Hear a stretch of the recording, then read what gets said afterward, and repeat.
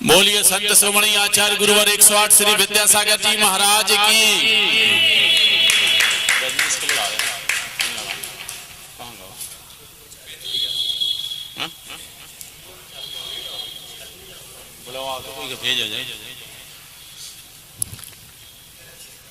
चित्रानवल के पश्चात करें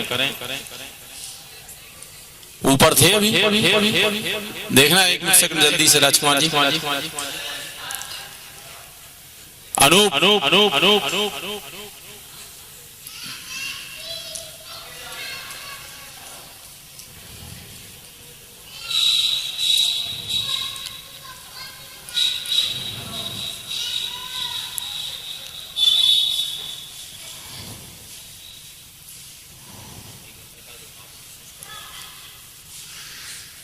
नहीं है नहीं है नहीं है नहीं है नहीं है।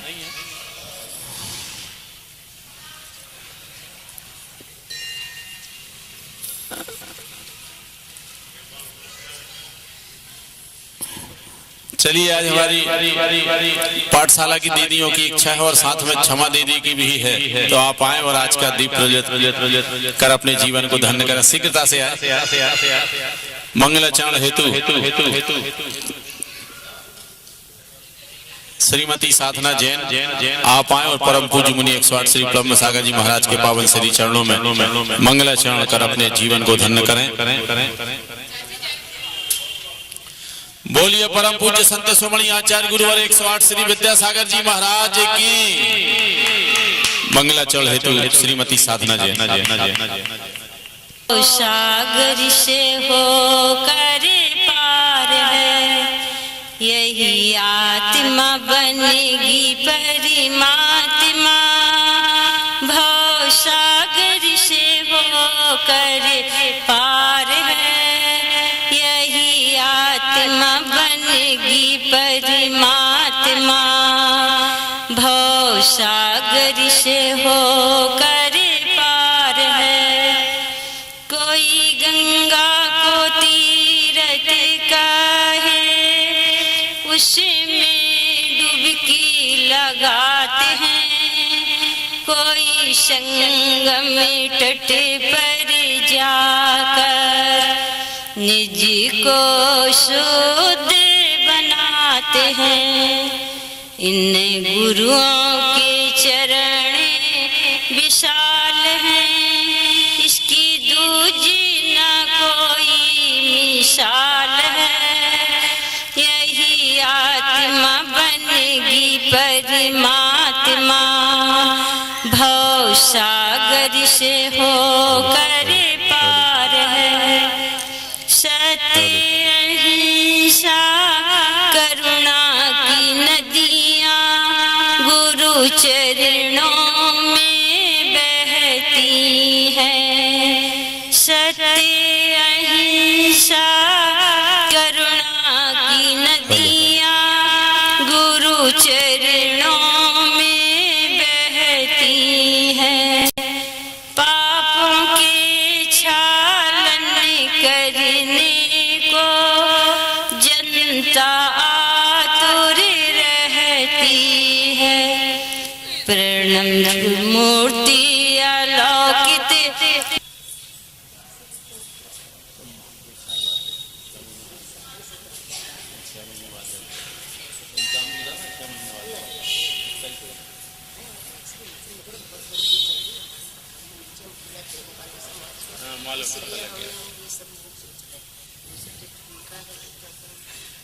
ठीक है। नहीं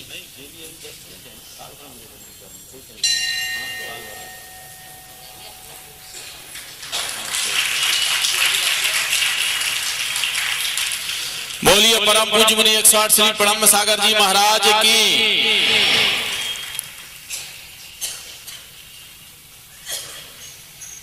दूसरे परिवार पुण्यार्जक श्री रूपेश जी रूपल जी, आप सपरिवार आ जाए माता जी के साथ, दादी के साथ, और परम पूज्य मुनि 108 श्री प्रणम सागर जी महाराज के पावन श्री चरणों का पाद प्रक्षालन कर अपने जीवन को धन्य करें। निश्चित रूप से मैंने आपसे पूर्व में ही कहा है, अब बहुत कम समय बचा है और आप सभी लोग जो शेष रह गए वो अपना मन बना ले कि हमें इन पावन चरणों का पाद प्रक्षालन करने का अवसर मिल जाए, वहीं पहुंच जाए। वहां चक्रेश जी इन दोनों परिवारों के सम्मान के लिए हमारे बीच में श्री देव पारसनाथ दिगंबर जैन पंचायत ट्रस्ट कमेटी के अध्यक्ष सिंह अनिल कुमार जी, पंचायत सभा के उपाध्यक्ष आदरणीय दिगंबर दास जी, श्री सुरेश चंद जी जैन पूर्व AIAS मंत्री साहब प्रतुल भैया, चौधरी कमल कुमार जी पुट्ठा मिल उपाध्यक्ष श्री देव Parasnath Digambar Jain panchayat trust committee, Shri Ratan Chand ji Jain Ruby sari, आप सभी लोग आए और इन परिवारों का तिलक चंदन बंधन पगड़ी और मीमेंटो के साथ, मीमेंटो के लिए वह कैलेंडर जो हम सबके जीवन की दिशा और दशा को बदलेगा।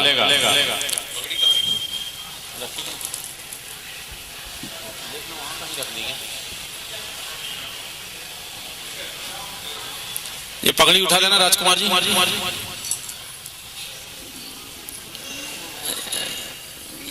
हाँ ला रहे आ रहे राजकुमार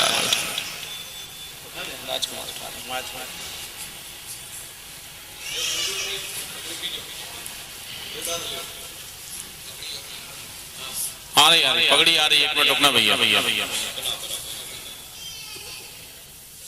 आज से इनके जीवन की नई दशा प्रारंभ हो रही, क्योंकि इन्हें वो सौभाग्य प्राप्त हो गया है। रूपेश रूपल दोनों भाई आ जाएं, दादी आप भी आ जाएं, भाभी जी होंगी आप भी आ जाएं।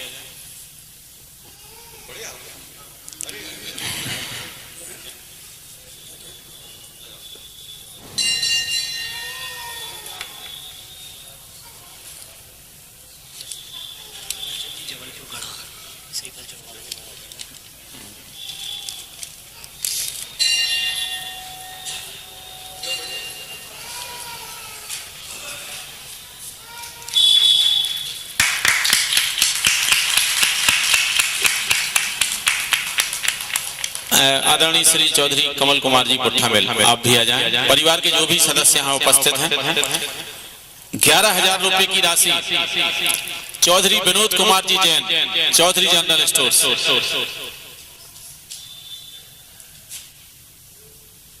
विनोद भैया बैठे ना यहाँ, चले गए दूर से नमोस्तु कर ले। ठीक है आप बैठ जाइए फिर अपन 11,000 रुपए की राशि शायद अभी पंकज आए नहीं है, लेकिन उन्होंने स्वीकृति दे दी। अनुपम साड़ी केंद्र अन्नू भैया बैठे हैं, आप आ जाएं और परम पूज्य मुनि 108 प्रणम सागर जी महाराज के पावन श्री चरणों में श्री फल अर्पित करें। ये सदस्य एक से लाके और भी जिनके भाव हो और प्राथमिक सदस्य में 5100 रुपए भाई हमारे ट्रस्ट कमेटी के सदस्य श्री आशीष जैन लालू आप भी आए और परम पूज्य मुनि प्रणम सागर जी महाराज के पावन श्री चरणों में श्री फल अर्पित कर आशीर्वाद प्राप्त करें। अब जोरदार तालियों से अनुमोदना कीजिए। पूर्व में जो 11 लाख की मूर्ति की बोली निछावर के रूप में जो राशि प्रदान की गई थी, जिसकी घोषणा की गई थी श्री अशोक कुमार जी जैन उमरिया वालों के द्वारा, आज उसकी प्रथम किस्त के रूप में 3,05,000 रुपए का ये चेक शांतिनाथ भगवान की मूर्ति के लिए श्री अशोक कुमार जी जैन द्वारा प्रदान कर दिया गया है। मैं चाहता हूं कि श्री देव पारसनाथ दिगंबर जैन पंचायत ट्रस्ट कमेटी के सम्मानीय अध्यक्ष सिंह अनिल कुमार जी, उपाध्यक्ष चौधरी कमल कुमार जी पुट्ठा मिल, सदस्य कोषाध्यक्ष श्री संजय भाई, श्री अशोक जी पिपरिया सह कोषाध्यक्ष मंत्री लालू भाई, श्री प्रकाश चंद जी जैन सुरेश एजेंसी सदस्य, श्री अभय जी बमोरिया सदस्य श्री कुमार जी को प्रदान करें, श्रीफल भेंट करें श्री अशोक कुमार जी सपरिवार। आशीष अभिषेक आ जाइए, आप भी आ जाइए।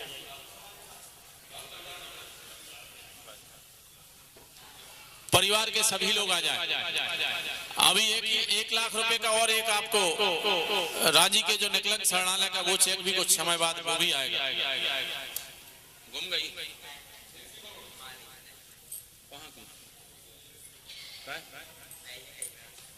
बताओ पूछ के तो आप फायदा ही हम वो चक्कर सीधे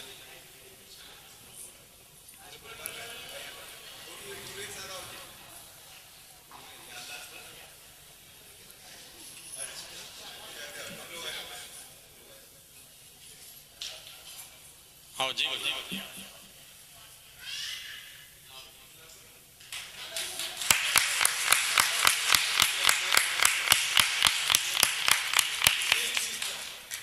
बोलो देवादिदेव एक है आठ शांतिनाथ भगवान की जय।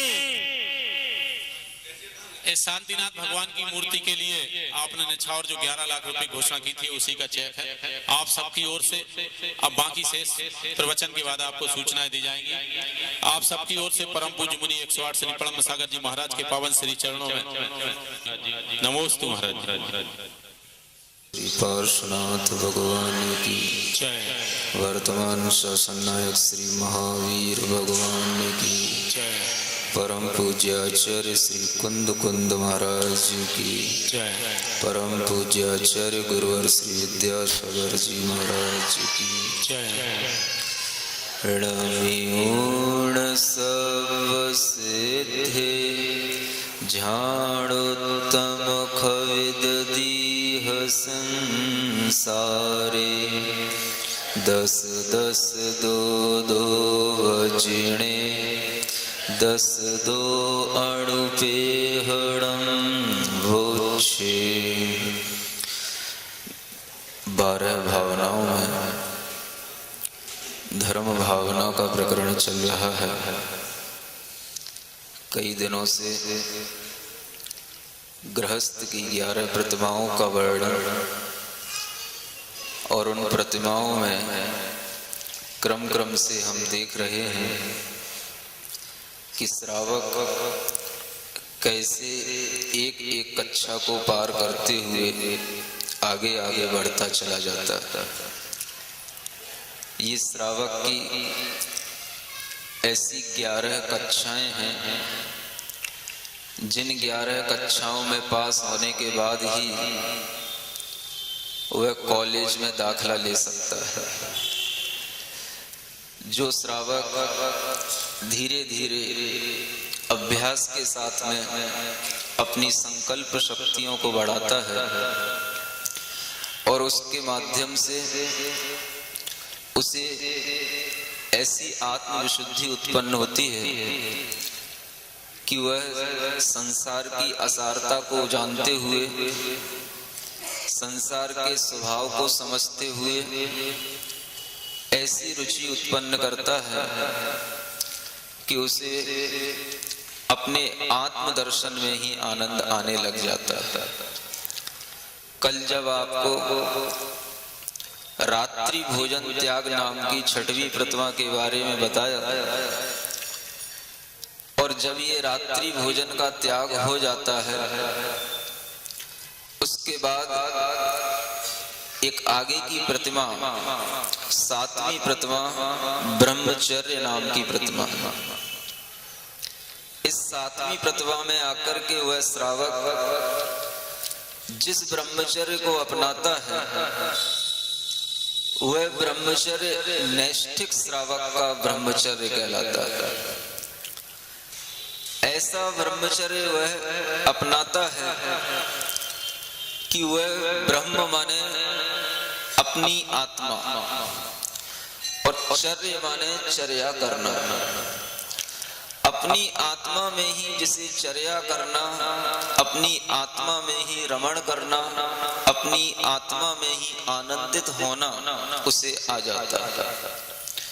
क्रम क्रम से बढ़ते हुए इस स्थिति में जब वह आता है तो अगर वह गृहस्थ है, उसकी अपनी पत्नी भी है, लेकिन इस 7वीं प्रतिमा को जब वह धारण कर लेता है तो वह अपनी पत्नी को भी छोड़ देता है। छोड़ने से मतलब तलाक नहीं ले लेता, अपनी पत्नी से भी रमण करने का भाव उसका छूट जाता है। इतना उत्कृष्ट श्रावक वह बन जाता है कि यहाँ 7वीं प्रतिमा में आकर के आचार्यों ने उसे मध्यम श्रावक का दर्जा दिया।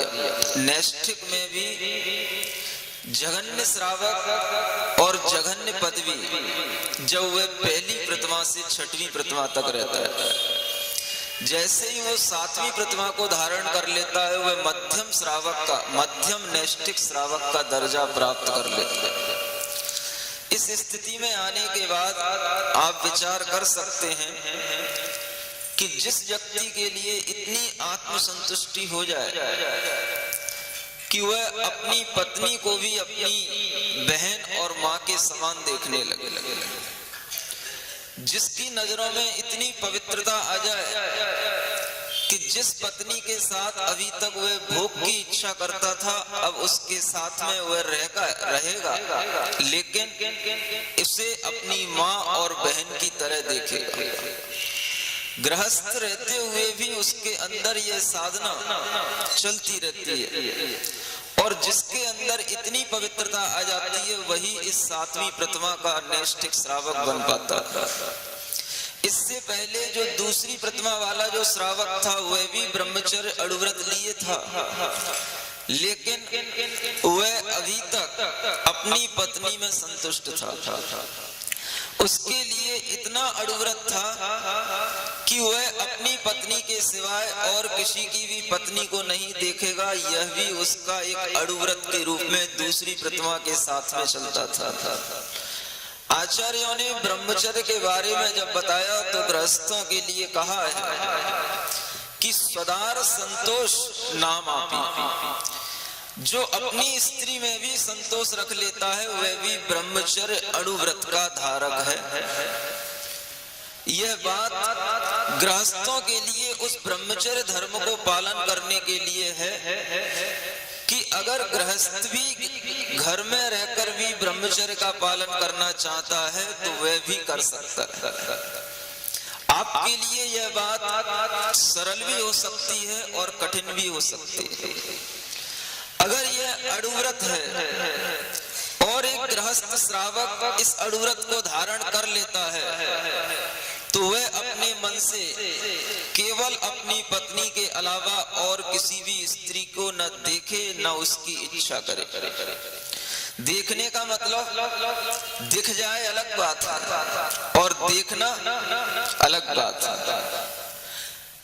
देखो भालो तको मत, कुछ अंतर होता। खाओ पियो चखो मत और बोलो चालो बको मत, कुछ अंतर है। खाओ पियो कोई फर्क नहीं पड़ता, लेकिन चखो मत। केवल टेस्ट के लिए खाओगे पियोगे तो वह असंयम हो जाता है। ऐसे ही देखो भालो तको मत, देखना भालना अलग चीज है और दृष्टि गड़ करके रह जाना, टकटकी लगा करके देख लेना, ये एक अलग चीज है। आचार्य कहते हैं इस दुनिया में रह करके भी ऐसे बहुत से लोग हैं जो ब्रह्मचर्य अणुव्रत को धारण करके अपनी गृहस्थी के परिवार के अपने उत्तरदायित्वों को निभाते हुए भी अपने उस अणुव्रत का पालन करते हैं और वह अणुव्रत का पालन करने में उन्हें बड़ा आनंद आता है। कई लोगों के मन में ये विचार रहता है कि ब्रह्मचर्य जैसा व्रत तो कभी धारण ही नहीं किया जा सकता। एक बार बीनावारा में आचार्य महाराज के पास में एक व्यक्ति आया, डॉक्टर था वो पेशे से, और उस समय पर हम भी आचार्य महाराज के पास बैठे थे और आकर के उसने कुछ सवाल जवाब किए और वो कहता है कि महाराज आप जिस ब्रह्मचर्य का पालन करते हैं यह ब्रह्मचर्य एक अमानवीय व्यवहार। क्या कहता है? उसने कुछ पढ़ लिखा रखा था, उसने कुछ बहुत बड़े जो दार्शनिक हुए हैं जिनकी बहुत बड़ी बड़ी दाढ़ी रहती है, आप समझ गए होंगे।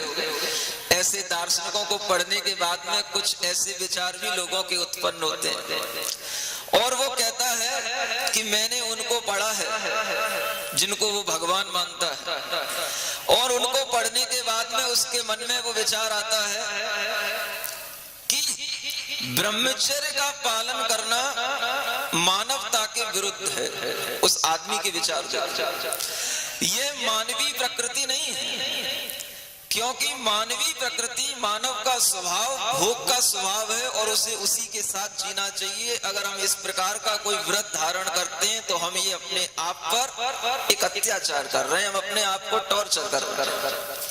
ये उस व्यक्ति के विचार थे जिसने ओशो को पढ़ा है और उसको पढ़ने के बाद में दिमाग आदमी का इतना ज्यादा डिस्टर्ब हो जाता है। हमने कई डिस्टर्ब लोग देखे हैं इस साहित्य को पढ़ने वाले और इतने डिस्टर्ब लोग भी देखे हैं कि वो जिंदगी में जीते तो हैं, लेकिन एक स्थिति पर पहुंचने के बाद में वो ये महसूस करते हैं कि यहाँ पर आकर के अब हम कहीं के नहीं रहे, न वो घर के रहे न घाट के रहे, क्योंकि जिस स्थिति में उनको जीवन जीना कर सिखाया जाता है वहां पहुंचने के बाद में उनके लिए कोई आनंद तो रहता नहीं और भीतर से कोई भी ऐसा उनके अंदर उद्देश्य रहता नहीं है जिस उद्देश्य को प्राप्त करने के लिए वो लालायित हो। केवल नाचना, गाना, हो और हु करना, और इसी में जो है उनके लिए जितना मौज मस्ती में जितना उनके लिए कहना चाहिए टेंशन लेस होकर के जो उन्हें थोड़ा सा एंजॉय हो गया, बस इसका नाम ही उन्हें आत्मा का ध्यान माना जाता है। सुन रहे हो ना, बहुत जगह ऐसे सेंटर बने हुए मिल जाएंगे आपको, जबलपुर में भी मिल जाएंगे, हो सकता है यहाँ पर भी होएगा। किसी की बात नहीं, बात यह है कि जब तक आदमी के अंदर कोई बेसिक कॉन्सेप्ट नहीं होता तब तक हम उसको थोड़ी देर के लिए भटका तो सकते हैं, बहला सकते हैं, फुसला सकते हैं, लेकिन एक स्थिति के बाद में जब उसकी उम्र 40 और 50 के दौरान हो और वह अपनी जब पिछली लाइफ को देखता है तो उसे मिलता है कि हमने सब कुछ पढ़कर के भी कोई एक ऐसा फंडामेंटल अपने अंदर तैयार नहीं कर पाया कि जिसके अकॉर्डिंग हमें आगे बढ़ना है, हमें आगे चलना है। ये आचार्यों की वाणी, ये भगवान महावीर स्वामी, जिन भगवान महावीर स्वामी ने गृहस्थों के लिए धर्म बताया और वो एक एक कदम ऐसे आगे बढ़ाते चले जा रहे हैं कि अगर हम इसकी वैज्ञानिकता को देखें, रात्रि भोजन का त्याग करने के बाद में ब्रह्मचर्य की प्रतिमा के बारे में कहते हैं, क्योंकि अगर आप रात्रि में भोजन करेंगे तो आप तामसिक बनेंगे, आप कभी भी ब्रह्मचर्य का पालन कर नहीं सकते। ब्रह्मचर्य का पालन करने वाले व्यक्ति को कम से कम दिन में एक बार और अधिक से अधिक 2 बार ही भोजन करना पड़ता है। एक बार खाए सो योगी, 2 बार खाए सो भोगी और 10 बार खाए सो रोगी। 2 के आगे जो कुछ भी है वो सब बहुवचन में ही हो जाता है, फिर एक वचन, द्विवचन और कोई चौथा वचन तो होता ही नहीं। एक बार अगर आप भोजन करते हैं तो ये योगी की पहचान है। 2 बार भोजन करना एक गृहस्थ की, भोगी की पहचान हो सकती है, लेकिन 2 से अगर अधिक बार हो गया, जहां पर आप थर्ड पर्सन में पहुंच गए, वहीं से आपके लिए वह रोगी की शुरुआत हो गई। ये ऐसे प्राकृतिक नियम हैं जिन नियमों को आदमी अब भूलता चला जा रहा है। आज के इस युग में जब हम पाश्चात्य शैली से इतना जुड़ गए हैं कि अब हमारे लिए धर्म की बात करना और सुनना भी बेमानी जैसी लगती है। आदमी को अब एलर्जी होने लगी है। जितने भी बच्चियां जो बाहर पढ़ लेते हैं, चाहे वो बेंगलोर पढ़ लें, पूना पढ़ लें, भोपाल पढ़ लें, इंदौर पढ़ लें, उनके दिमाग इतने हाई प्रोफाइल हो जाते हैं कि उनके सामने अगर धर्म की बात करो तो उन्हें ऐसा लगता है कि महाराज कब हमें आशीर्वाद दें और हम यहाँ से उठे। ये स्थितियां जो बन रही हैं, किस लिए बन रही हैं? क्योंकि हमने इस वैज्ञानिकता के बारे में विचार नहीं किया जो महावीर स्वामी ने अपने विज्ञान में देखा, अपने ज्ञान में देखा। आज आदमी के पास में सब कुछ है, लेकिन जैसा पहले उसे सुख मिलता था, जैसे घर में पारिवारिक शांति रहती थी, जैसे घर में हमेशा हमेशा समृद्धि का वातावरण बना रहता था, वैसा नहीं रहता। बाकी बाहर देखने में सब कुछ मिलता है। अगर हम घर के लोगों को देखें जिन्होंने अपने बेटों को, अपनी बेटियों को घर से बाहर स्कूलों में या कॉलेजों में पढ़ाने के लिए पहुंचा दिया है, अब उन बेटियों को जब वो दोबारा देखते हैं तो जब वो घर पर आती हैं तो ऐसा लगता है जैसे फॉरेन से लौट के आई। भले ही वो बंगलोर और पूना और कहो भोपाल से ही आई हो लौट करके, लेकिन उनका जो एक लाइफ स्टाइल जिसे हम कहते हैं इतना चेंज हो जाता है कि वो मम्मी से मम्मी नहीं कहती, वो मॉम कहती है। पापा को तो उसने डैड बना ही दिया है।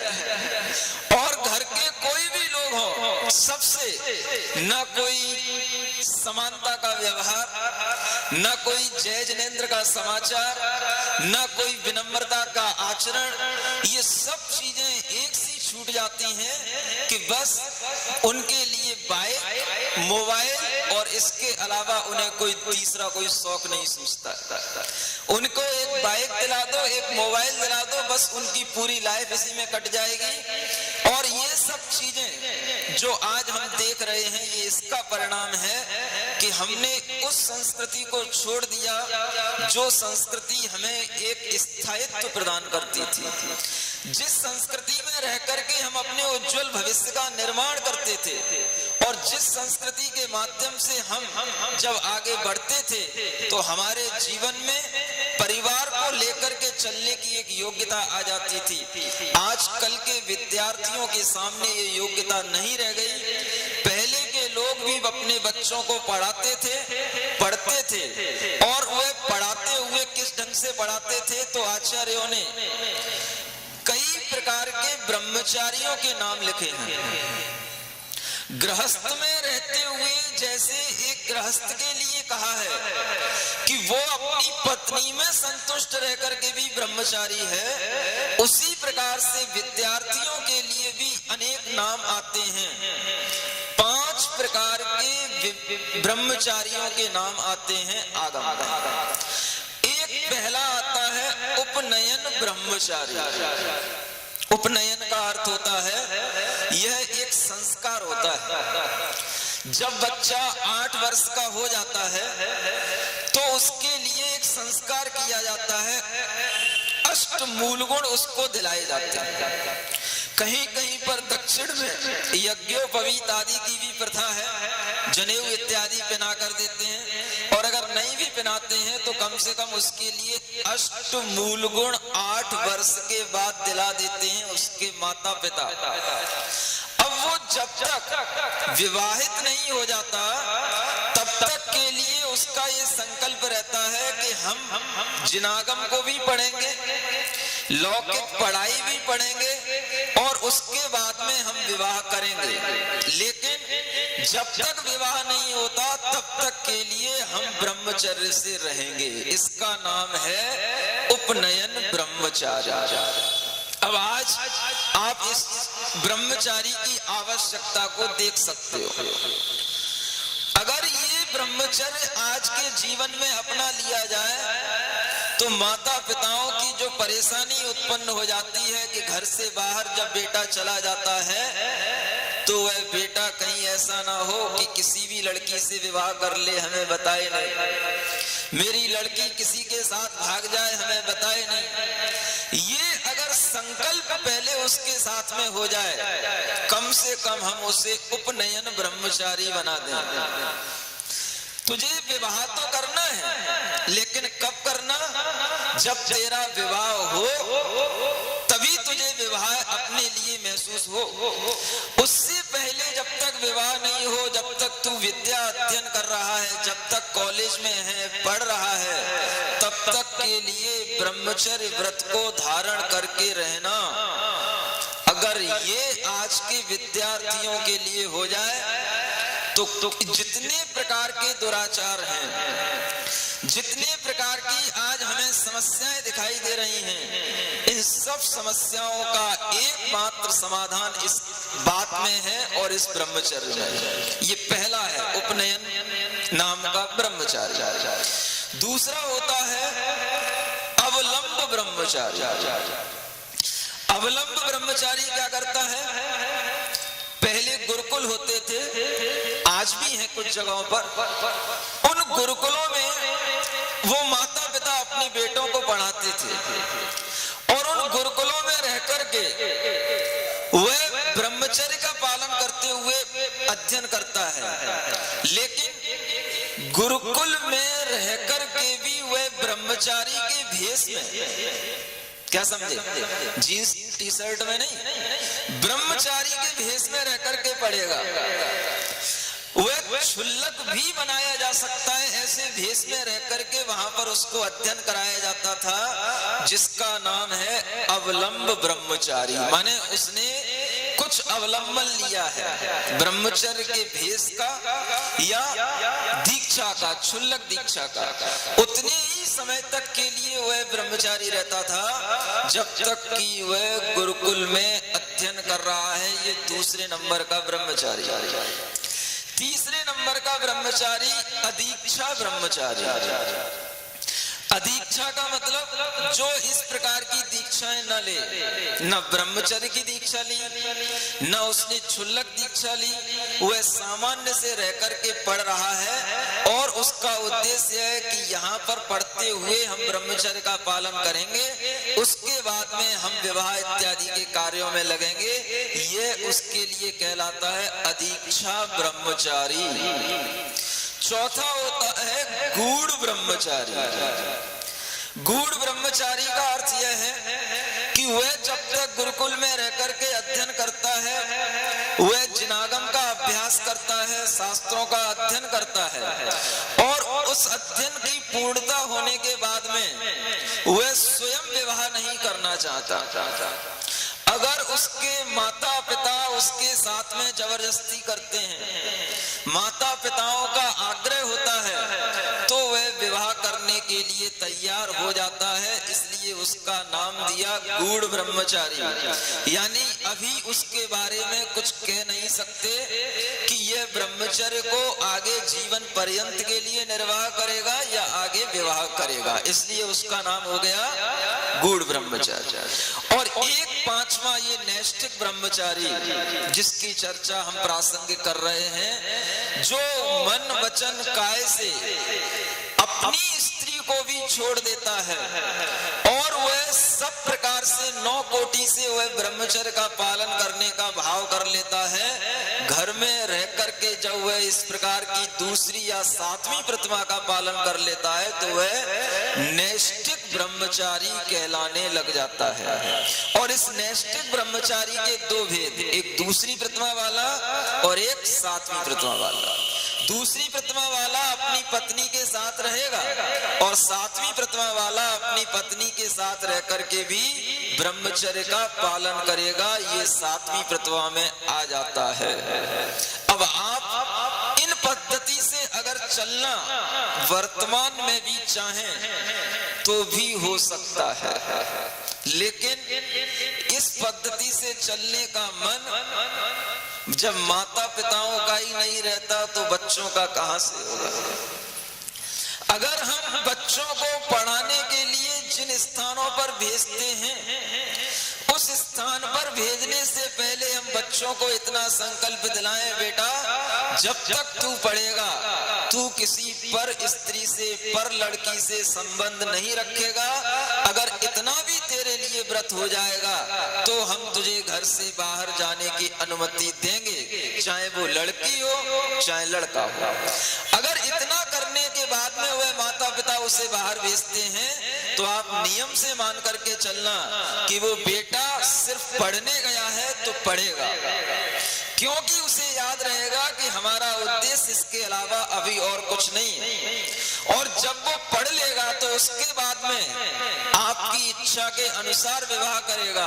और अगर उसका ये व्रत नहीं है तो वह किसी भी तरह से अपनी जिंदगी को स्वयं चलाने के लिए अपने पार्टनर ढूंढ लेता है और अपने तरीके से वह विवाह भी कर लेता है। बाद में कॉल कर देता है, मम्मी मेरा विवाह हो गया है, अब बता देना पार्टी कब रख लें। हो गया। ये क्यों हुआ? क्योंकि हमने इन सब प्राचीन पद्धतियों को छोड़ दिया। आज भी बच्चे पढ़ते हैं बहुत जगहों पर, पहले लौकिक शिक्षा के साथ में ये शास्त्रों की जिनागम की शिक्षा देते हुए हमें बच्चों को आगे बढ़ाना चाहिए। सांगानेर है, मथुरा है, इधर हैदराबाद है, यहाँ पर ऐसे गुरुकुल चल रहे हैं जहाँ पर बच्चे सब जो आज की हाई टेक और हाई प्रोफाइल पढ़ाई है वो सब पढ़ रहे हैं।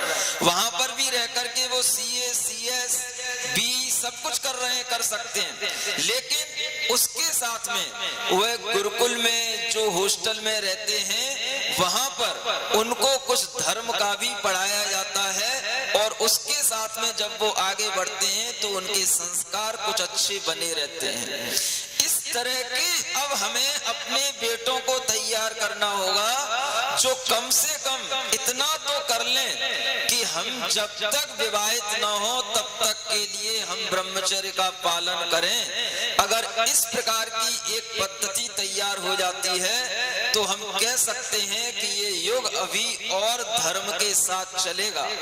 नहीं तो ये ऐसी स्थितियां बनने वाली हैं कि जैसे हम पाश्चात्य संस्कृति में, अमेरिका इत्यादि में देखते हैं, सुनते हैं कि वहां पर माता पिता, बेटी हो या बेटा हो, अगर वो 15-16 साल की हो गई या हो गया, उसके बाद में वह उसकी कोई केयर नहीं करते। जी आपको बिल्कुल सत्य घटना बता रहा हूं। एक परिवार में अमेरिका के अंदर यहाँ के भारतीय व्यक्ति ने देखा कि एक लड़की एक लड़के के साथ में बैठती है, उसके साथ में रोजाना आना जाना होता है।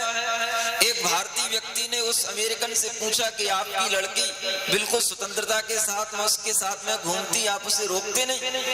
तो वो अमेरिकन व्यक्ति कहता है कि वह 16 साल की हो चुकी है, अब उसे अपना जीवन जैसा चलाना हो वो चलाए, उसे अपने जीवन को जिस तरह से जिसके साथ रहना हो वो करे, अब हमारी कोई रेस्पॉन्सिबिलिटी नहीं। ये वहां की पद्धति है और यही पद्धति अब धीरे धीरे इस इंडिया में आकर के ऐसी मिक्सअप होती चली जा रही है कि हम अपने बच्चों के लिए भी अब इस प्रकार की मानसिकता माता पिता बना लेते हैं। जब कोई लड़की किसी दूसरी जाति के लड़के के साथ में अपना विवाह संबंध बना लेती है तो माता पिता भी मजबूर हो जाते हैं, कहते हैं अब हम क्या करें, उसने कर लिया सो कर लिया, अब कर लिया तो अब हम अपनी बेटी को तो छोड़ नहीं सकते, और वह बेटी को नहीं छोड़ते चाहे भले ही उनके लिए धर्म छूट जाए। वह जब इस प्रकार से मजबूर हो जाते हैं तो उस समय पर हमें ये सोचना चाहिए कि उस बेटी ने ऐसा क्यों किया, उस बेटे ने ऐसा क्यों किया।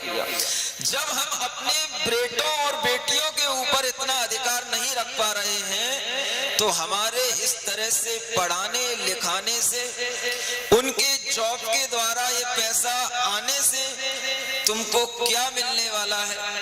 और अगर तुम्हारे लिए तुम्हारी लड़की या लड़का इस तरह से कलंक लगाने लगे तो समझना कि हमने माता पिता होने का दायित्व पूरा नहीं निभाया। ये हम लोगों की एक बहुत बड़ी रेस्पॉन्सिबिलिटी है। आज हम इस बात को समझें कि जब भी कभी हम अपने बेटों और बेटियों को पढ़ाने बाहर भेजते हैं तो कम से कम बेटियों से पढ़ाएं तो, लेकिन इतनी अपेक्षा ना करें कि हमारी बेटी कोई बहुत बड़ा जॉब करे और वह लाखों रुपए का पैकेज कमाए और उसके लिए इसी प्रकार का लड़का मिले।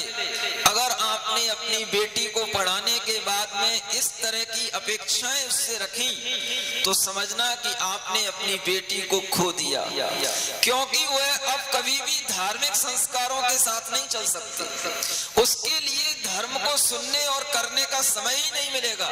जब वो सुबह 7 बजे से रात के 8 बजे तक वह उस जॉब में लगी रहेगी उसको कभी भी ये सीखने समझने का समय नहीं मिल पाता कि हमें धर्म का पालन कैसे करना चाहिए और हमारे अंदर क्या धार्मिक संस्कार होने चाहिए। यहाँ तक कह सकता हूँ कि जो महिलाओं का मासिक धर्म होता है उस धर्म का पालन भी वो लोग नहीं कर पाते हैं जो लोग इस प्रकार से जॉब करते हैं। कैसे कर पाएंगे बताओ? जिनको हर 24/7 ड्यूटी करना है, उनके लिए कैसे 3 दिन घर में और 4 दिन घर में रहकर रहने को मिलेगा? जो हम पहले देखते थे कि घर की माताएं बहनें 3 दिन 4 दिन ऐसे मुंह बंद करके और कमरे के अंदर रहती थी, आज वही गाड़ियों पे घूमती हैं और वो कहती हैं ये कुछ नहीं है, यह तो एक शरीर का धर्म है, ये शरीर की प्रोसेस है, ये सब तो चलता रहता है, ये सब आपकी पुराने विचार हैं। और इन्हीं विचारों का ये परिणाम निकलता है कि जब बच्चे होते हैं वह बच्चे अपंग होते हैं, बच्चे होते हैं अनेक प्रकार के, उनके ऊपर ऐसे संस्कार पड़ चुके होते हैं कि वह जन्म लेने के कुछ दिनों के बाद ही उनके अंदर अनेक प्रकार की बीमारियां आ जाती हैं। ये एक ऐसा धर्म था जो हर संस्कृति में अपनाया जाता है, हिंदू, जैन, मुसलमान, ईसाई, सबके लिए ये धर्म चलता था। लेकिन इस पढ़ाई की पद्धति ने और इस जॉब की पद्धति ने इस धर्म को भी मटिया मेट कर दिया और इसके लिए भी उन्हें किसी भी प्रकार की अब कोई भी विडंबना महसूस नहीं होती और उन्हें पढ़ाया जाता है कि यह तो चलता है और इसी चलने में सब कुछ अब चलने लगा है। जब एक व्यक्ति इस तरह से करता है, दूसरा उससे पूछता है कि जब आप जॉब करते हो तो इस टाइम में क्या करते हो? तो कुछ नहीं, जॉब करना है तो जाना है और जाना है तो अब सामने सब कुछ देखना है, सब कुछ करना है। एक समय था जब स्त्री कभी पर पुरुष का मुंह नहीं देखती थी इन 3 दिनों में, 4 दिनों में। और आप विचार करो कि जब वो मार्केट से बाइक पे होके हुए जाती है और वहां पर जाकर के जब वो जॉब करेगी तो उसकी मानसिकता पर क्या प्रभाव पड़ेगा। ये धर्म भ्रष्ट होने के तरीके जितने ज्यादा आज हमारे सामने दिख रहे हैं, उन सबकी जिम्मेदार हमारी ये शिक्षा ही बनती चली जा रही है। हम बच्चों को शिक्षा दें, लेकिन शिक्षा के साथ साथ यह भी शिक्षा दें कि बेटा अपना धर्म इस तरह से चलता है, घर में इस तरह से रहा जाता है, बाहर इस तरह से रहा जाता है। ये जो सदाचार अगर हम बच्चों के ऊपर संस्कार के रूप में नहीं दिखाएंगे, नहीं डालेंगे, तो वह बच्चे कभी भी आपके लिए आगे बढ़कर के आपका सहयोग और आपकी सहायता करने वाले नहीं हैं। अपने मन में हम ये विचार करें, आज के जमाने में लड़का और लड़की सब बराबर हो रहे हैं। कैसे बराबर हो रहे हैं? पढ़ने की अपेक्षा से सब बराबर हो रहे हैं। वो कहते हैं कि अगर तुम अंतरिक्ष की यात्रा कर सकते हो तो हम भी कर सकते हैं। वो सुनीता विलियम्स ने एक ने यात्रा कर ली तो अब सब सुनीता बनना चाहते हैं। वो एक अगर कोई रैंप पर ऐश्वर्या राय एक बार कोई भी जो है मॉडल बन करके दिखा दी तो अब बस सबके अंदर वैसा ही भाव आ जाता है कि हमको ही बस ऐश्वर्या राय विश्व सुंदरी बनना है। ये जो भावनाएं अंदर हमारे आ रही हैं, ये अपने लिए धर्म के मिटाने के लिए हो रही है। विश्व सुंदरी बनते बनते तुम्हारा चरित्र वहां तक क्या रह जाएगा ये उन्हें नहीं मालूम। उन्हें केवल इतना ख्याल रहता है कि हमारे लिए दुनिया देखे, हमारी सुंदरता को दुनिया देखे। उन्हें वो सीता के चरित्र याद नहीं है, जो सीता अपनी सुंदरता पर रोती थी उस लंका में बैठ करके कि काश मैं आज अगर सुंदर नहीं होती तो ये रावण मुझे यहाँ से हर करके अपने यहाँ लंका में नहीं लाता, इस सुंदरता को धिक्कार हो। ये वो सीता कहती थी। और एक आज की सुंदरी है जिनके चेहरों पर कोई सौंदर्य नहीं है लेकिन फिर भी साथ में आसमान में छूना चाहती है। ये चाहती है कि दुनिया के जितने भी पुरुष हैं सब हमको ही देखें, सब हम पर ही मरे।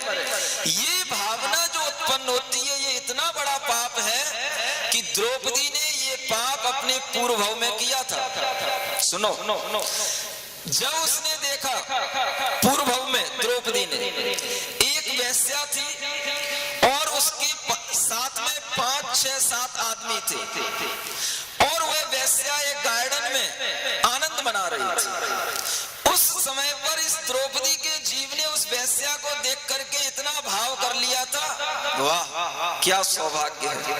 देखो इसके साथ साथ कितने लोग हैं और इस भाव का उसके लिए इतना पाप का बंध हुआ कि अगले जन्म में वह जो पंचाली कहलाई, उसके लिए 5 पति होने का जो अपवाद लगा वो उसी के कारण लगा।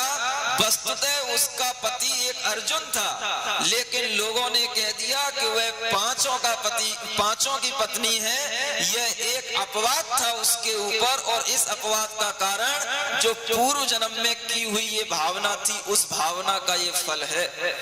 हम जब अपने अंदर ये विचार इस प्रकार के लाएंगे तो ये मान करके चलना, दुनिया में ऐसी बहुत घटनाएं होती हैं। सुन रहे हो ना तुम लोग? कान खोल के सुन लो, अब फिर हम सुना पाए या ना सुना पाए। दुनिया में जो ऐसी घटनाएं होती हैं, जब मैं सुनता हूँ, देखता हूँ कि एक लड़की लाचार है, कई लोग उसके साथ में दुराचार कर रहे हैं और उसको बचाने वाला कोई नहीं है। आपने कभी विचार किया कि ऐसा उसके साथ क्यों होता है? मेरा मन कहता है कि ये कर्म सिद्धांत के अनुसार इसलिए ऐसा होता है कि उसने पूर्व जन्म में ऐसी भावनाएं की कि हमको कई लोग चाहें, हमको कई लोग एक साथ देखें, और उसने जो ये भावना की कि हमें कई लोगों के साथ में रमण करना है, उस भावना से ऐसे पाप का बंध होता है कि उस पाप का फल उसे अगले जन्म में इस रूप में मिलता है कि जब कई लोग एक साथ मिलकर के उसके साथ दुराचार करते हैं और उसमें लाचार होकर के अपनी सुरक्षा नहीं कर पाती, ये उस पाप के फल से ऐसा होता है जो पाप का फल हमने कभी ना कभी इन भावों के साथ बांधा है। हम थोड़ा होशियार रहा करें। ये कर्म सिद्धांत हमें बताता है कि जिस प्रकार के हम भाव करते हैं वो भाव हमारे अंदर कभी ना कभी फल देते हैं, और अगर वो फल देंगे तो इस प्रकार के फल जब हमको मिलेंगे तो उस समय पर हमारी इज्जत को बचाने वाला कोई नहीं होगा। जिस समय पर हम भाव कर लेते हैं, कर्म बांध लेते हैं, उस समय तो हमें कुछ भी याद नहीं रहता, अच्छा लगता है, लेकिन जब वो कर्म का फल हमें मिलता है तो उस समय पर हमें रोना आता है, हमारी आंखों में आंसू आ जाते हैं। लेकिन ये बताने वाला कौन है कि ये तुम्हारा अपना ही कर्म का फल है? ये वह केवल ज्ञान जानता है और जिनवाणी के माध्यम से ज्ञात होता है कि ऐसी स्थितियां इसीलिए बनती हैं, कोई बड़ी चीज नहीं है। एक जन्म एक व्यक्ति का 20 साल तक चला, 25 साल तक चला, 25 साल के बाद में उसका मृत्यु हो गई। आपने यहाँ कर्म बांधा और यहीं का कर्म यहीं पर फल करके जो अभी इस जन्म में एक लड़की के रूप में थी और उसकी मृत्यु हो गई 25 साल के बाद में, वह पुनः एक लड़की का रूप पुनः इसी दुनिया में जन्म लेकर के ले ली, और उसके साथ में जो उसने पहले भाव किए थे उन्हीं भावों का उसे पुनः फल मिलने लगा। ये भाव और कहीं से नहीं आते हैं, ये सब हमारे पूर्व में कर्म को जो हम बांध लेते हैं उसी का फल रहता है। इसलिए आज के इस वातावरण में जब मोबाइल पर हर एक चीज उपलब्ध है, इंटरनेट पर, कंप्यूटर पर हर एक चीज उपलब्ध है, आपको अपने मन में ये विचार करना है कि अगर हम गृहस्थ हैं तो कम से कम हम अड़ुव्रती गृहस्थ तो बने रहें। और अड़ुव्रती गृहस्थ का मतलब होता है कि जो अपनी पत्नी के अलावा किसी और से रमण करने का भाव न करे। ये उन विवाहितों के लिए चेतावनी है जो केवल अपनी पत्नी को चाहते हैं तो वह दूसरे की पत्नी को न टीवी पे देखें और ना किसी वीडियो पर देखें, ना वो किसी कंप्यूटर लैपटॉप पर देखें और ना किसी मोबाइल पर देखें। सुन रहे हो ना?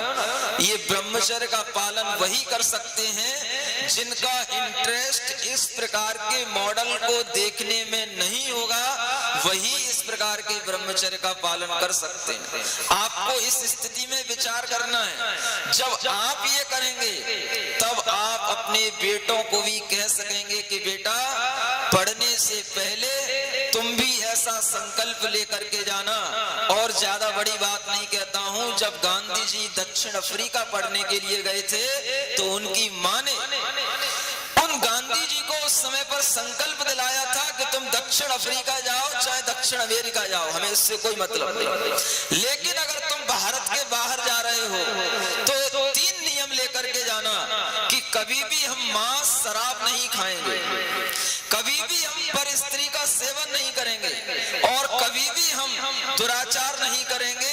ये 3 नियम उन्होंने जब दिला दिए थे तब जाकर के उन्होंने उनको अनुमति दी कि तुम दक्षिण अफ्रीका जा सकते हो।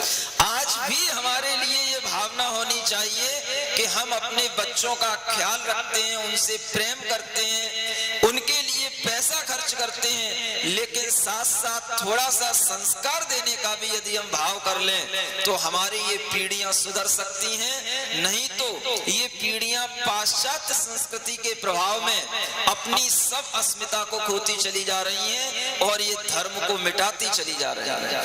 अपने अंदर ये ब्रह्मचर्य यदि रहेगा, पहले के लोग इस ब्रह्मचर्य को इतना शक्तिमान मानते थे कि बिना ब्रह्मचर्य के आपका दिमाग कभी भी मजबूत नहीं हो सकता।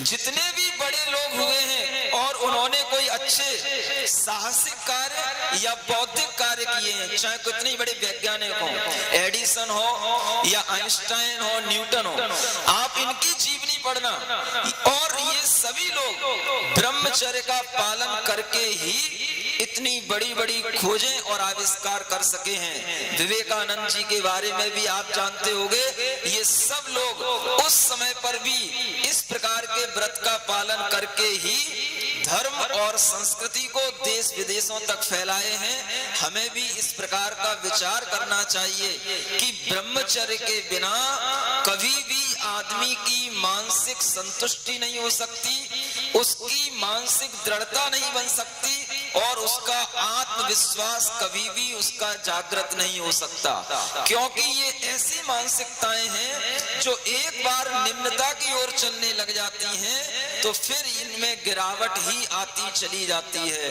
इसमें फिर उठावट आता ही नहीं।